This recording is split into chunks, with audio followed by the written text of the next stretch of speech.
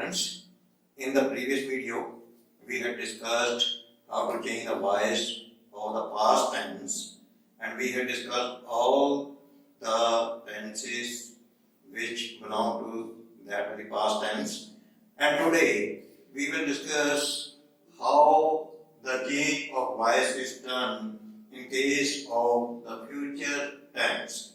Let us take future indefinite tense, and in future indefinite tense, all of you know that the pattern is subject plus will or shall helping verb plus first form of the verb and then object. And when the voice of this tense is changed, it is like this. In affirmative sentences, the teacher will teach a lesson. It is in affirmative form, and in passive voice it will be changed like this. A lesson will be taught by the teachers. Note down what changes have occurred. A lesson will be. We have added be with the helping verb will. And then to first form of the verb, we have changed it into third form of the verb, will be changed by the will be taught by the teachers. Let us take another sentence that is in negative form. She will not learn her lesson. She will not learn her lesson, and in passive voice it would be her lesson will not be learned by her. What change has occurred? We have added be, will not be, and of course third form of the verb is used. That is always in passive voice. All of you know that only the third form of the verb is used. And let us take an interrogative sentence, that is, will the principal deliver a speech?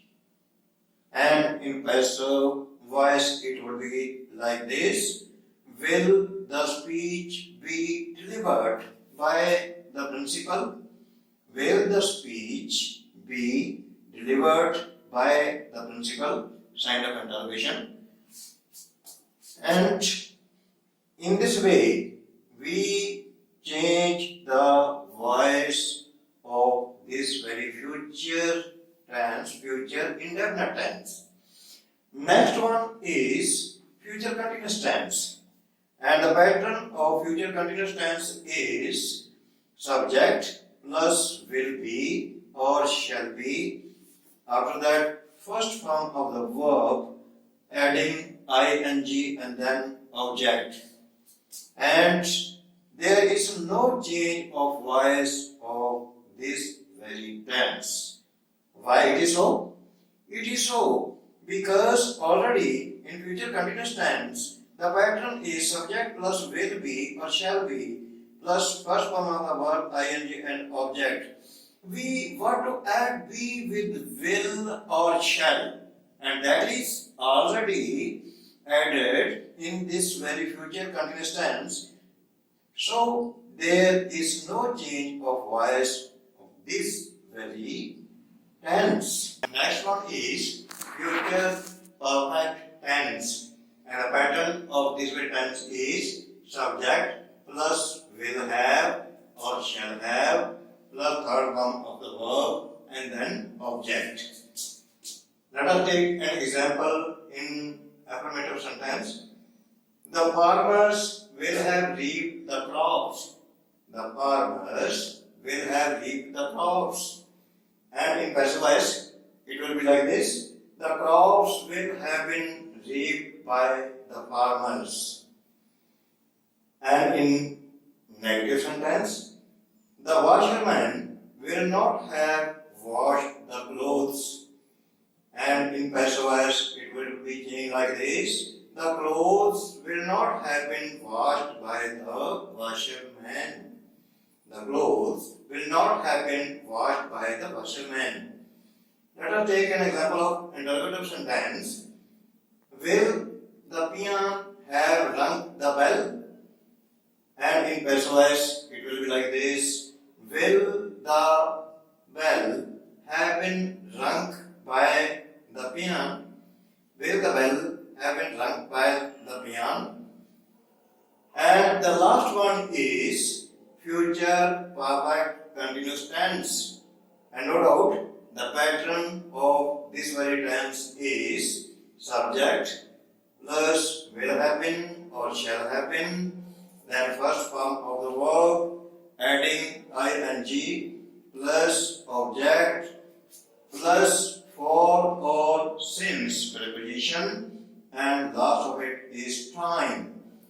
And there is no change of voice of this very tense also. Why it is so? It is so because we have used will have been or shall have been already in the pattern of this future perfect continuous tense.